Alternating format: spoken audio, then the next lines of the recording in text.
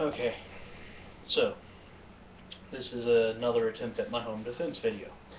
I keep on having connection problems with YouTube. Anyways, first things first, consider where you're at. You know, if you're in an apartment building or, you know, a very densely populated community, houses are next to each other, can you own a firearm? Yes. Should you use it for home defense? In my opinion, like I said, I'm not an expert. You know, opinions vary from person to person, but you're here watching this video for advice. So, you know, in that instance, densely populated area, pepper spray. You never want to confront somebody immediately when they come through your front door, unless you already happen to be sitting there with a gun, because that person, most people train with their weapon. You know, let's say they have a handgun. This is a fake handgun. For the purposes of this video, I'm using a fake handgun, a you know, plastic pistol, to demonstrate. When that person comes through the door, they kick the door and they're ready. Most people are going to be ready when they come through the door. So if you're standing right there and you're not already ready, they can shoot you.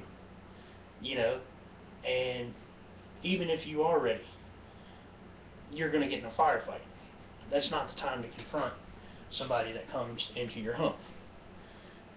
Wait until they start taking the TV or something. They might put the pistol in their pocket, whatever the case may be. But wait until their attention is either drawn elsewhere or they're just not ready. And then sneak out, do what you got to do.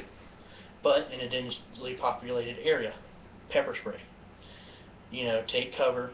Make sure you are in front of your family to protect them. Put yourself between the suspect and your family or anything you might want to protect. But this can fill a room with a debilitating spray. It will make an intruder not be able to see or breathe.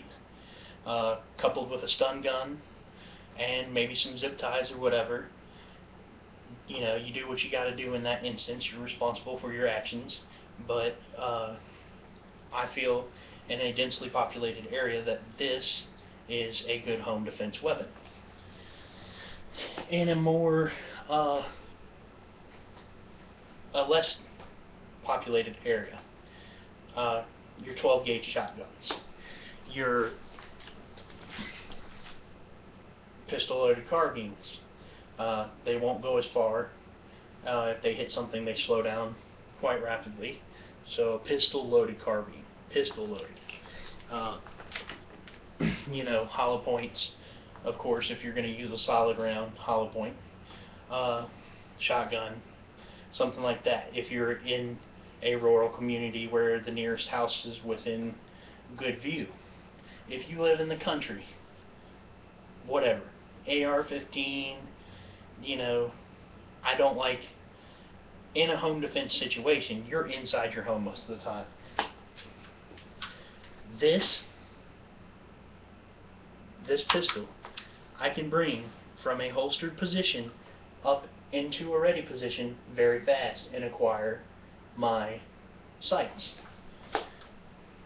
You get something a little longer, it takes you longer to bring it up.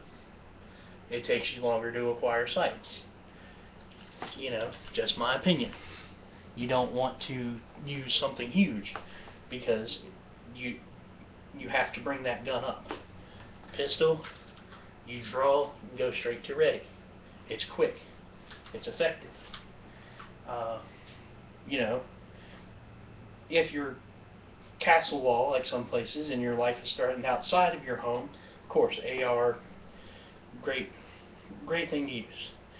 But the next thing I'm going to address is the size of your weapon, meaning the caliber. 50. Let's say you have a Desert Eagle.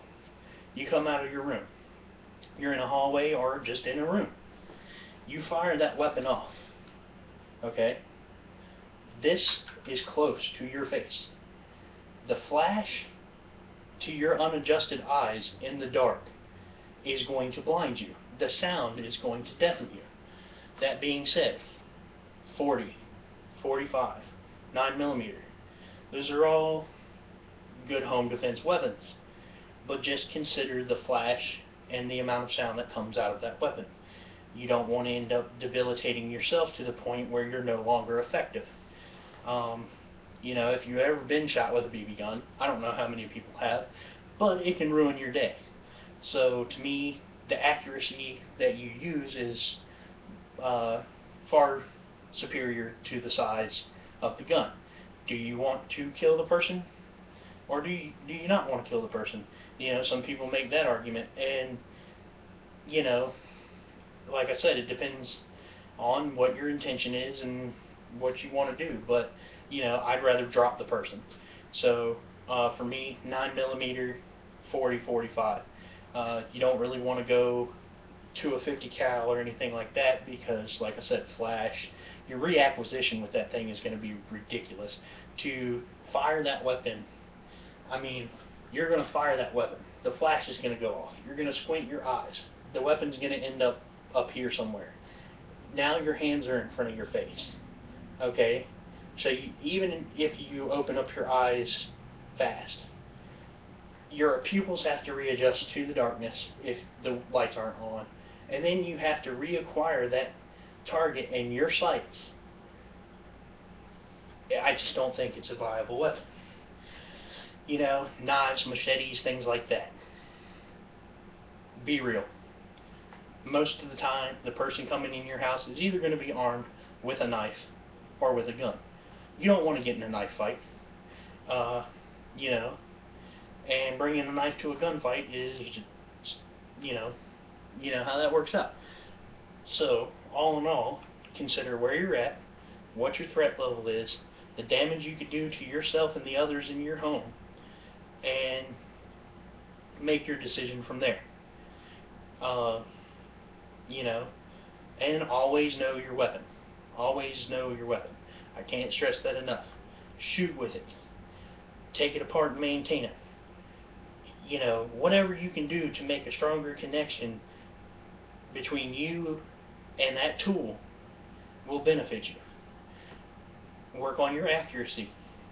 Work on your proficiency. You know, find somebody who may know more about it than you do.